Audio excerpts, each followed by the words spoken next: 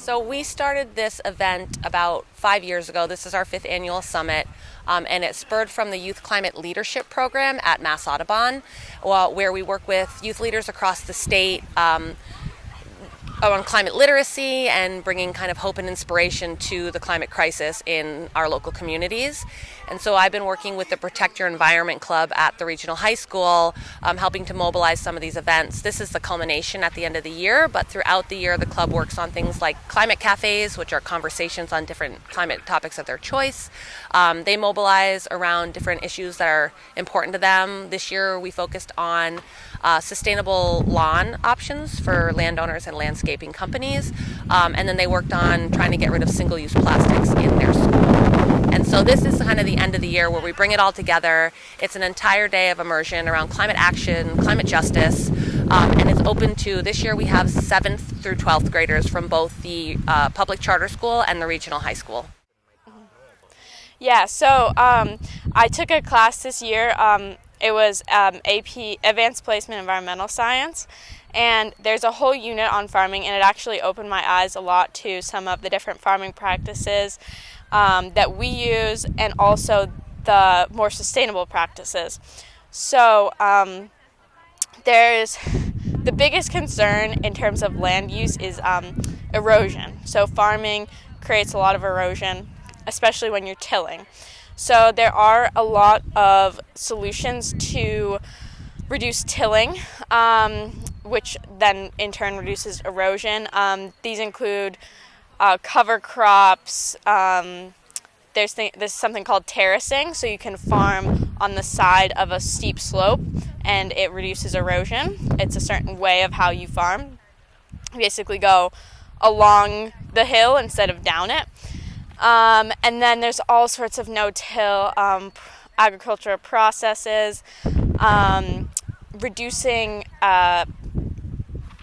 synthetic fertilizer use is also another one. If you use more organic fertilizers, it strengthens obviously the nutrients in the soil, but it also will prevent erosion because you're actually putting more organic matter into the soil if you're using organic fertilizer rather than synthetic fertilizer. So those are just a few. There's a bunch of other options. So we're building something called eco-bricks. So an eco-brick is kind of an alternative way to repurpose plastic waste that would otherwise end up in the biosphere. So what we're doing is we're taking plastic water bottles, 500 milliliter like standard Poland Spring sized water bottles, and we're stuffing them with soft dry plastics, and the goal is that you'll pack the water bottles super tight so there's no air bubbles. You get them to a weight of 165 grams, and then they can be repurposed for like construction projects. And it's a global initiative. They're called eco-bricks. You can look them up on ecobricks.org. And hopefully with the finished product, we have groups coming in and that are making the eco-bricks.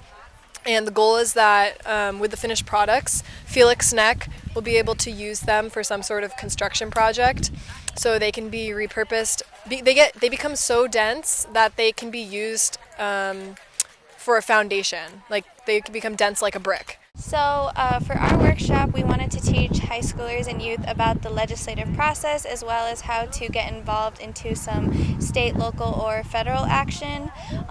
For state action, we had them write testimony in support of an offshore wind bill, and they wrote to the chair of the Joint Committee for Environment and Natural Resources. For local action, they wrote letters to the Steamship Authority in support of ferry electrification.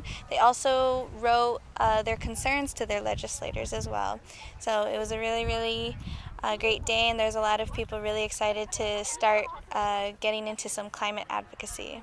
I just want to say anyone can get involved in advocacy, even starting as young as 13. Anyone can facilitate a meeting with your legislator. Anyone can get involved with environmental organizations. There's a lot of youth advocacy organizations that you could get involved with as well. There's just so many opportunities, and a legislator is meant to listen to you. You are their constituent, and they are there for the people. So in most cases, you are actually one of the most, you are the expert of the topic, so you're teaching them what to support.